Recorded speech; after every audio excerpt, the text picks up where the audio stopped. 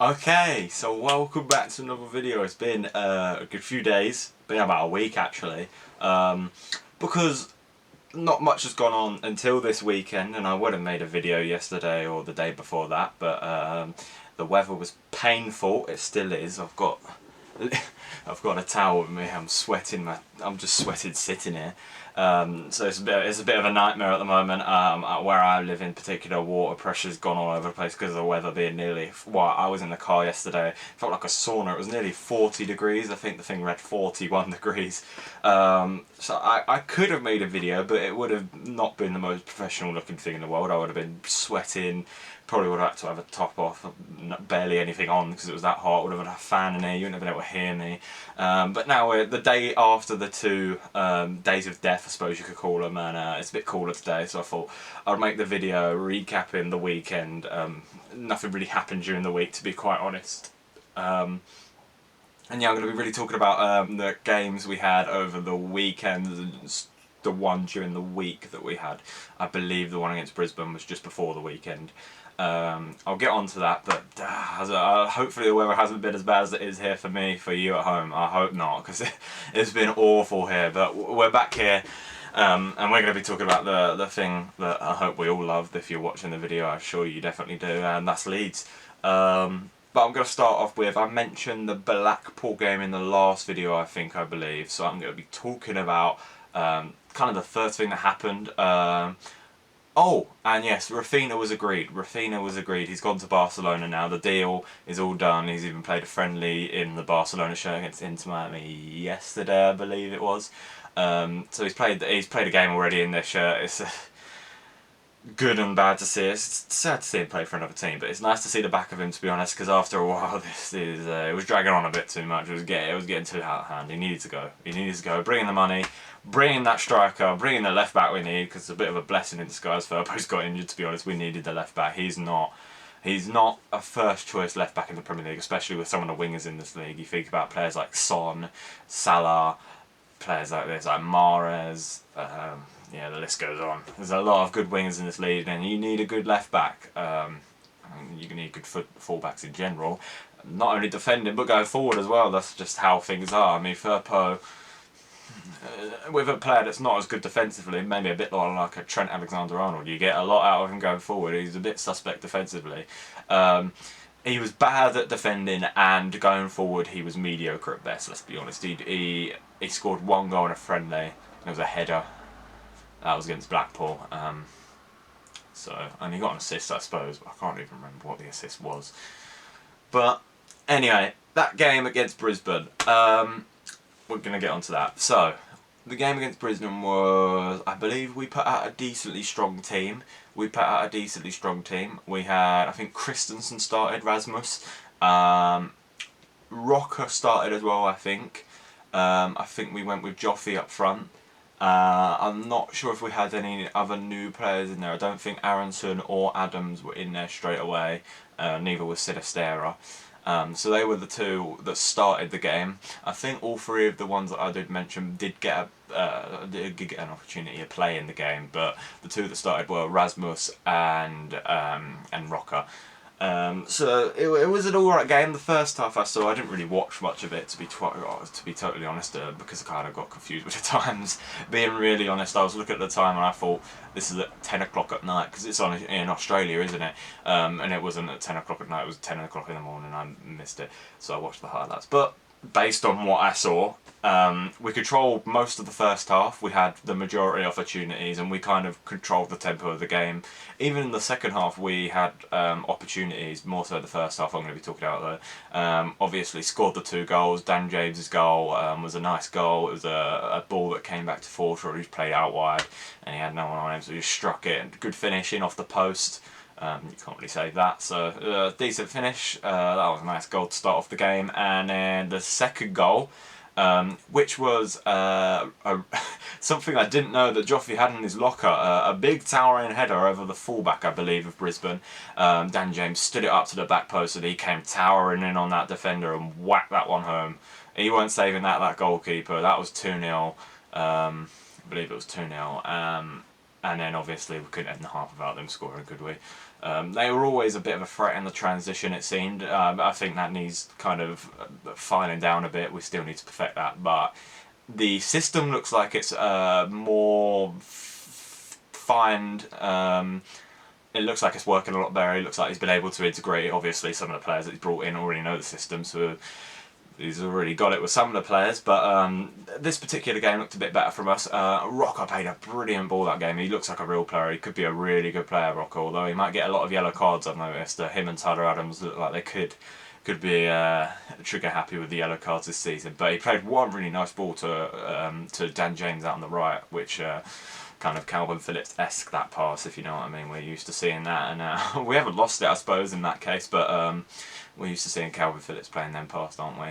But the second half wasn't really much in it. It was the Brisbane were better in the second half. They probably, you could argue maybe they should have had a draw, although we did have opportunities. Bamford had 2 opportunities, I believe. One was a shot low on the floor, which kind of looked like it was in slow motion. The keeper saved that one. And he had a header that just went just wide, which was the thing with Bamford. I don't know if he's even going to be our #1 option next season. I think he might be a #1 option going in. If he's fit, he's going to be starting, I think, depending on how many strikers we play. He might be the starter next to Joffrey, or if we bring in another striker, which we're hopefully going to be doing. But he will be the one, I think, that's going to be up front. That will be interesting. I don't think he'll play anywhere near 30 games. I think he'll be lucky to play even 20 games. He'll probably get injured.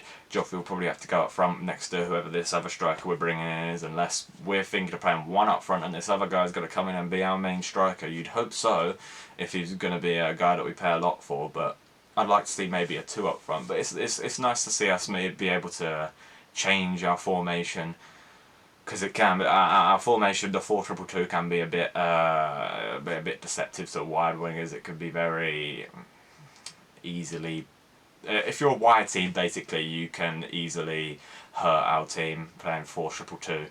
That's just how it is. Southampton have figured that out. They play a similar style. Ralph Hassan, who from the Red Bull network himself, so plays a similar style, the Red Bull kind of footballing style that we've seen a few Red Bull managers play. Yeah, so it would be nice though. We brought in Sinistera, so maybe it's nice to see some change up, a bit more pragmatism. Pragmatism, dearie me. Pragmatism when we're playing against teams that have wider players, and we have some wider options then.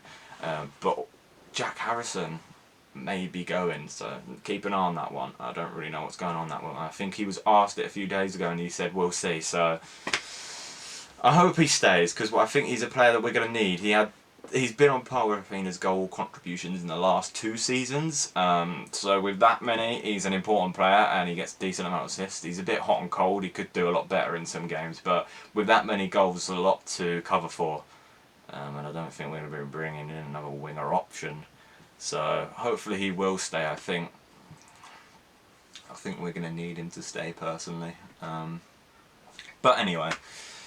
We've been linked with a left back. We need a left back. Not anyone in particular, but there's been many sources saying that we are looking at a left back and a striker that we've been linked with quite a few. We had a deal agreed for Callum Wendo, I believe, during the weekend, but that kind of went, and I don't think he's going to be coming to Leeds anymore. I think he's actually on tour with PSG right now. So that one seems like that's gone down the drain as well. I think the chase for Club Brugge's De Ketelaere. I've said his name many times, I hope I'm getting that right, but Charles De Ketelaere, looks like AC Milan have wrapped that one up near enough. I think we're actually stepping aside in that one because he doesn't want to go anywhere else. He doesn't want to come to Leeds. He wants to go AC Milan. I suppose you could see why. AC Milan, obviously the Serie A champions last season, so they're going to be looking to retain that, and why would you not want to do that? Although Premier League football is a big pull, and the Premier League is much more competitive than the Serie A. If you're a champion of a league, there's a lot of chance that you're going to be able to land a player over a team that finished 17th in the league, aren't you? Just how football is, isn't it? So we can't get beat up about that one. But it's nice to see that we're stepping aside from it and not holding out, and then we're losing out, and we don't have any other striker options. But I suppose we'll see how that goes with the striker. And we also had a pre-season friendly against Aston Villa in Australia. I believe that was Sunday. I would have talked about that Monday, obviously, but like I said at the start, the weather was terrible, and I would have been sat here sweating. Would have been a nightmare. I would have had about 5 different fans on. You wouldn't have been able to hear my voice at all. But in that game, it was a much different game to Brisbane. It was a Premier League foe, so it was going to be a game which would not tell, but it was more of a competitive game, and it would have been a more important game for us, considering we will be playing them twice next season, obviously. So that one was competitive. There were a few challenges going in that were maybe shouldn't have happened in this pre-season friendly. It is a pre-season friendly. I'm talking about the one in particular, John McGinn on Archie Gray, which he got stretchered off for. Yeah, unfortunately, stretched it off. I think I've seen some pictures though. He's walking all right, so maybe it's just I don't know. I don't know what's happened with it, but he seems okay. Hopefully he is, bless him, because he came off stretcher. That's never a good sign. And it didn't look like a good challenge. I don't know. There were some comments from Stephen Gerrard about a challenge that Archie Gray did before, and I've seen the challenge. It's a regular challenge, really. I know it's a pre-season friendly, big high impact challenges shouldn't be flying in, but I don't think it was too bad of a challenge, not compared to this challenge John McGinn did. But that game we did lose 1-0, but the only thing that separated us, the one goal they scored, was from a penalty. They actually had 2 penalties in that game, and I think they were both from handballs, which is a bit of a nightmare. I mean, sometimes what can you do about a handball? Sometimes it's a bit on purpose, not on purpose, but you know what I mean. It's a bit like you've got your hand up here, you know. But sometimes it's a bit unfortunate. But the first penalty they had was saved by Millie. He had a double save. He saved the penalty, and Coutinho took the next shot, and he saved it straight away. It was a brilliant piece of play from Millie, and he looked a lot happier, which was nice to see. Still looking for that experienced goalkeeper though. I think that will be important for him. I think he still needs that. He looks happier, as you probably would be. Seeing some new bodies coming in, some experienced international European level players coming in, and you would see the team that's ahead of you, and you'd think this is making me feel a lot more confident, especially about the back four in front of you. You know how your goalkeeper sometimes is only good as your defence, so he's going to probably be a lot happier seeing that. And he looked a lot happier in this game. He was making some decent saves. I think Ollie Watkins went through on goal at one point. In on goal, just one-on-one against Melly, and he saved that as well. So it's nice to see his confidence up. We did have a few highlights. Aronson played in Bamford, and all he has to do is tuck that one away, and he kind of hit it straight at the goalkeeper, and then Jan James just kind of skewed the shot wide. Bit of a nightmare on that one, but maybe these things might come as they get sharper, maybe in the next game against Crystal Palace. I think we have one against Cagliari at Ellen Road just before the season starts. We've got a few more games to sharpen up before the first game of the season, August the 6th, I believe that is, against Wolves at home. And speaking of that, the schedule for the season, it looks good. We don't have any clustered months where we're fighting for our lives for a whole month. There's, like last month, where we had, I think, Tottenham, Arsenal, Chelsea, Man City, Liverpool. I think it was that month. I don't think there was Chelsea in that month, but I believe the other 4 were in there, and we got battered every single time. Yeah, it was a bit of a nightmare, but I don't think there's that this season. So that's nice to see, and it'll be nice if we maybe do get battered. Sometimes it might happen once or twice against the Chelsea, say, in the first 6 games. We would hope not, but it could happen. We've got a game after that, so we can recover from that, and it's not like a big worry to win the next game. We've got a few games after that are winnable. And the only month that's bad is maybe the last month. We've got Man City, Tottenham, Newcastle, and West Ham in that last month. But hopefully we should have all our stuff sorted by then. We'll be in a decent position. We won't have to worry about it, and the last 2 games could be a write-off, really. Not a write-off, but I believe the teams like Tottenham, West Ham, Man City, maybe even Newcastle, you don't know how their season is going to go. They might still be fighting for something, you know.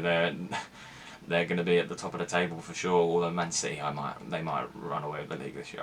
That's just my opinion, but yeah, not much has happened other than that. Jesse Marshall said we're definitely looking at a striker and a left back, which is nice to see. The two positions that we definitely need, in my opinion. Definitely need a left back. If we've got one missing for 8 weeks, we can't have Leif Davis there. He's not Premier League level, and we need a better striker. Bamford's good. He's all right. He got 17 goals, but he gets injured. that's a problem we're always going to have with Bamford. So I don't know what's going to go on with that. Hopefully that gets solved within the next few weeks, at least before the last friendly, so they can kind of integrate into the squad. But yeah, that's been really all of it. Be careful of the sun out there, that is getting really, really hot. It's tiring, you're sweating, it's an absolute nightmare, so definitely be wary of that. But thank you all for coming on, thank you all for watching. Hopefully like the video below if you enjoyed it. And then obviously subscribe if you want to see more from us, or what from me. And obviously click the bell notification, it gives you notifications when I should upload a new video. But anyway, thank you for watching, and I'll hopefully see you in the next one.